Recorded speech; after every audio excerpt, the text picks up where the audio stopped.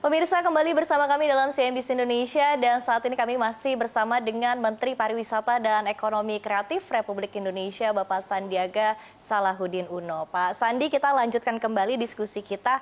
Tadi menarik sekali begitu Bapak ketika kita bedah per subsektor ya, banyak sekali potensi yang ada dari subsektor musik, kemudian juga olahraga, sport begitu ya, kemudian belum kita membahas subsektor lainnya seperti kesehatan. Tapi mungkin bisa dijelaskan seperti apa target-target dari pemerintah untuk tiap-tiap subsektor ini di sepanjang tahun 2024. 2024 ini tahun yang sangat menentukan karena ini akhir pemerintahan dari Kabinet Indonesia Maju, Pak Jokowi Jilid 2, di mana kita melihat bahwa pencapaian ini, momentum yang telah dibangun selama 2 tahun pasca pandemi ini bisa kita pastikan untuk berdampak kepada kesejahteraan masyarakat kita, lapangan kerja yang terbuka, dan juga yang akan menjadi barometer adalah bagaimana kita bisa menarik kunjungan wisatawan yang berkualitas dan berkelanjutan. Nah, target wisatawan mancanegara ini targetnya cukup ambisius, tapi kami yakin bisa kita capai adalah target pencapaian 14,3 juta di batas atas untuk kunjungan wisatawan mancanegara. Malah saya optimis dan saya men-challenge diri saya sendiri harus di atas 15 juta kunjungan wisatawan mancanegara. Dan yang kedua adalah devisanya ini harus bisa mencapai mendekati juga 15 miliar US dollar. Nah, dengan itu berarti kita sudah tinggal sedikit sekali dari capaian rekor di 16 juta lebih saat 2019. Nah, waktu itu juga kalau kita lihat dari segi devisanya mencapai 16 miliar dolar lebih. Nah, kalau kita fokuskan kepada wisatawan Nusantara, ini yang menjadi andalan kita. Karena wisatawan Nusantara kita ini semakin menuntut healing yang buat refreshing, sekaligus juga menghilangkan pening tapi nggak bikin kantong kering. Nah, berarti target baru dari pergerakan wisatawan Nusantara itu adalah 1,25 sampai 1,5 miliar pergerakan wisatawan Nusantara. Cukup menantang, tapi saya seorang entrepreneur yang sekarang ditugaskan di pemerintah. Saya meyakini bahwa dengan kerja keras, kerja cerdas, kerja tuntas, dan kerja berkualitas kita, kerja ikhlas tentunya, kita akan mencapai target-target ini. Untuk ekonomi kreatif, nah Syarifah, ini harus kita lihat bagaimana ekonomi kreatif kita yang sudah 3 besar dunia ini terus bisa bertumbuh secara produktif dan inklusif, menciptakan peluang-peluang baru bukan hanya di 3 subsektor kuliner, kriya, dan fashion, tapi juga di industri games, musik, film, animasi, televisi, radio, desain, dan juga subsektor lainnya yang penerbitan yang menjadi andalan. Nah, saya mentargetkan kita bisa menembus angka ekspor produk ekonomi kreatif 27,5 miliar US dollar di 2024 tahun ini, dan juga kita bisa menambah nilai tambah di atas 1.345 triliun. Nah, ini berarti suatu mimpi kita bahwa angka 45 juta masyarakat Indonesia yang menggantungkan hidupnya di sektor parekraf bisa kita tingkatkan menjadi hampir 47 juta di tahun 2024. Nah, kita juga melihat banyak sekali terobosan-terobosan yang harus kita lakukan, misalnya menambah jumlah penerbangan sehingga harga tiket lebih terjangkau, peningkatan interkoneksi maupun kemudahan visa. Ini menjadi prasyarat agar target-target yang sangat optimis tersebut bisa kita capai. Strategi yang dilakukan tadi untuk menambah penerbangan, karena kita ketahui juga saat ini jumlah pesawat sebetulnya masih di bawah sebelum pandemi ya Pak Sandi, begitu, itu seperti apa? Kita bekerja sama dengan maskapai penerbangan dan saya sudah kolaborasi erat dengan Pak Erick Thohir di Menteri BUMN dan juga dengan Pak Budi Karya Sumadi, Menteri Perhubungan. Kita kolaborasi bagaimana caranya kita lebih bisa memberikan insentif penerbangan langsung ke Indonesia, ke bandara-bandara utama kita, terutama 2 bandara yang sangat menjadi tumpuan seperti Bandara Soekarno-Hatta dan Bandara Ngurah Rai di Bali.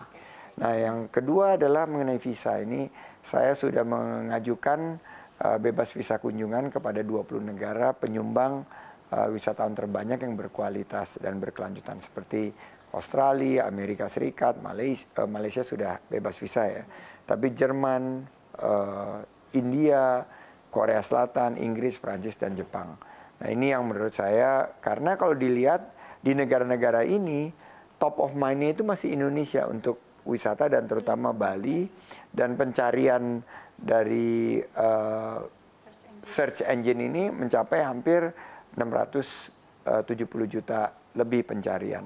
Berarti strategi kolaborasi, strategi penyiapan SDM yang berkualitas dan berkompetensi, strategi branding yang lebih inovatif dengan targeted dan segmented menggunakan big data marketing, serta digital tourism ini akan terus kita kembangkan ke depan. Oke, baik. Ini semakin menarik begitu karena kalau kita bedah subsektor juga banyak tantangan yang dihadapi begitu, termasuk adalah di industri mungkin tadi seperti yang disampaikan konser begitu ya, seperti apa upaya dari pemerintah juga untuk mempermudah perizinan untuk acara-acara, event ya, tidak terbatas konser saja tapi event secara keseluruhan, dan ini memang sudah terus diregulasi oleh pemerintah. Sejauh ini seperti apa Pak Sandi? Jadi salah satu yang menjadi masukan dari para pelaku industri musik dan industri terkait lainnya adalah perizinan.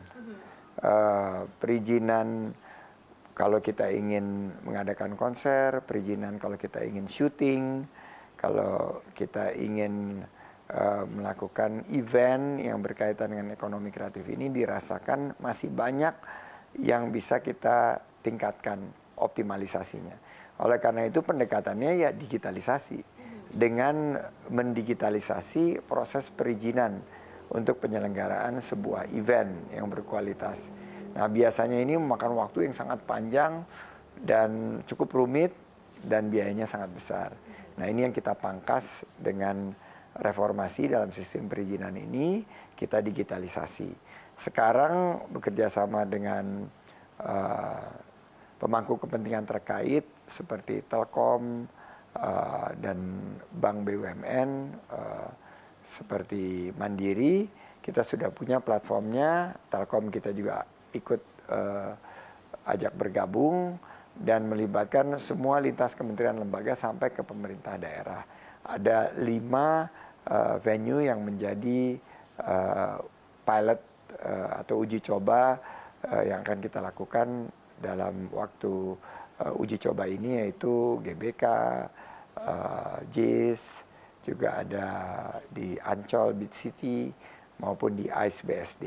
Nah, dengan pendekatan digitalisasi ini maka kita akan memangkas kerumitan selama ini yang dihadapi oleh para event organizer, para IO, dengan menggunakan aspek digitalisasi, dan juga untuk biaya pengamanannya kita tingkatkan transparansi karena semuanya juga sudah bisa disajikan di dalam platform yang bisa diakses oleh para pegiat penyelenggaraan kegiatan atau event. Oke, ini berkaca dari event-event atau konser atau terselenggara di 2023 begitu ya Pak Sandi? Ya, belajar dari best practice.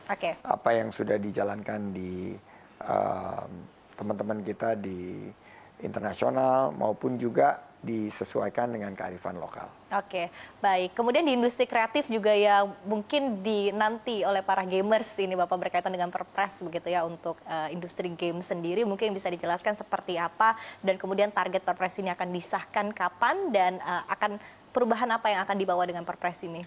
Jadi Perpres tentang pengembangan game lokal ini sudah menjadi bahasan cukup panjang dan akhirnya mendapat persetujuan dari lintas kementerian dan lembaga dan sekarang sudah ada di meja Bapak Presiden untuk ditandatangani.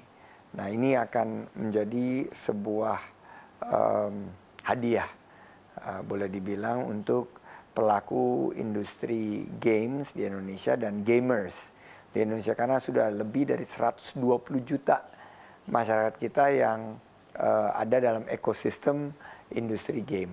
Namun game lokalnya itu masih di bawah 5%. Nah, kita harapkan dengan Perpres ini, maka kita akan menstimulasi lebih banyak game-game lokal yang akan menjadi pilihan dan opsi bagi para gamers. Jadi game-game seperti Lokapala, The Battle of Guardian, ini akan semakin banyak lagi. Sehingga nanti dari game-game yang dimainkan oleh gamers Indonesia ini, harapan kita paling tidak 30% adalah dari game kreasi anak bangsa. Sehingga ini juga bisa melancarkan upaya kita untuk melestarikan kekayaan budaya yang kita miliki dan juga sekaligus promosi, karena games itu kalau diselenggarakan di destinasi-destinasi wisata itu akan memiliki dampak promosi di media digital, dan ini adalah promosi yang soft selling karena kita punya promosi misalnya Keep the Wonder atau Wonderful Indonesia ini bisa lebih bisa diamplifikasi oleh 120 juta lebih gamers yang nanti akan mulai lebih sering memainkan game-game karya anak bangsa, game lokal. Oke, baik Pak Sandi. Pak Sandi, Anda juga sangat concern sebetulnya kepada teman-teman dari pelaku industri kreatif, begitu ya, termasuk seperti apa tentunya teman-teman ini bisa mendapatkan akses lebih lagi, begitu, utamanya juga dari perbankan ya, seperti saat ini juga yang tengah diperjuangkan adalah dari sisi seperti apa Haki ini ke depannya bisa menjadi agunan untuk layanan perbankan.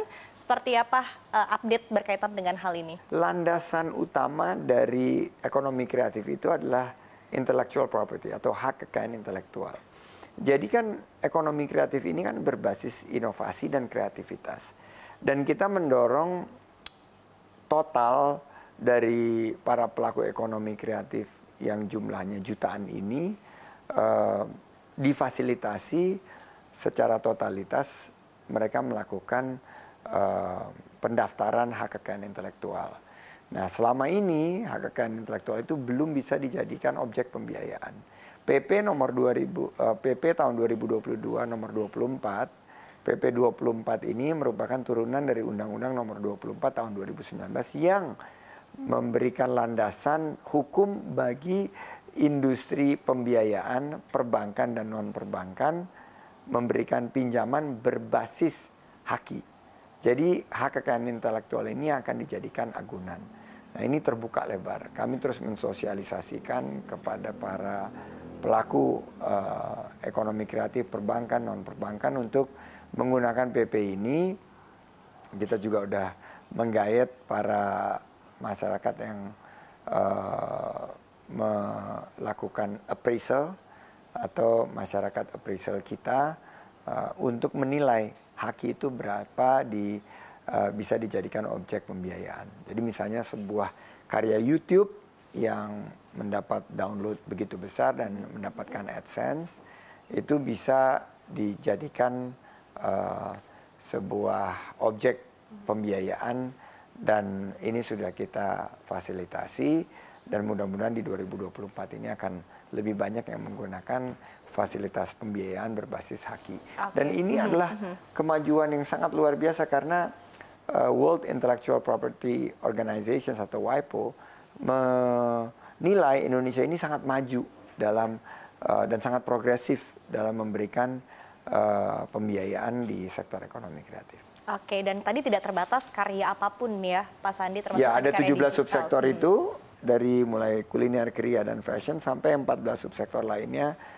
termasuk games, aplikasi, televisi, radio, musik, film, animasi, dan lain sebagainya. Oke, menarik sekali Pak Sandi. Dan sebelum kita menutup sesi diskusi kita terakhir begitu ya, untuk Anda overall all in all begitu ya, untuk melihat mungkin optimisme dari industri pariwisata dan juga ekonomi kreatif ini bisa memegang peranan kue yang lebih besar lagi untuk pertumbuhan ekonomi Indonesia di sepanjang tahun 2024 seperti apa?